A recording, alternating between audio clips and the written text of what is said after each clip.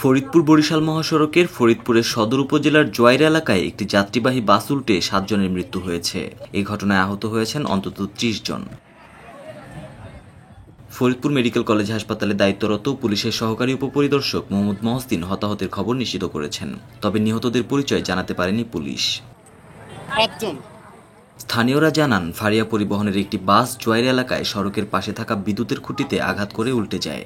আশপাশের লোকজন হতাহতদের উদ্ধার করে হাসপাতালে পাঠায়। ফায়ার সার্ভিস জানায়, দুর্ঘটনার খবর পেয়ে ঘটনাস্থলে গিয়ে বাসের নিচে চাপা পড়া কয়েকজনকে উদ্ধার করা হয়েছে। উদ্ধারকৃতদের ফরিদপুর মেডিকেল কলেজ হাসপাতালে পাঠানো হয়েছে। ফরিদপুর হাইওয়ে পুলিশের সহকারী পুলিশ সুপার মাসুদ আলম জানান, বাসটি দ্রুতগতিতে অপর একটি যানকে ওভারটেক করতে গিয়ে নিয়ন্ত্রণ হারিয়ে দুর্ঘটনার শিকার হয়েছে। আমরা প্রাথমিকভাবে যেটা ধারণা করছি যে ওভার স্পিডে এবং ওভারটেক দুইটা একসাথে, ওভার স্পিডের সাথে ওভারটেকিং করার কারণে সে তার লেন্স নিয়ে চলে গেছে। যেটা আমরা দেখতে পাচ্ছি, ওখান থেকে ডানে নামাই দিচ্ছে।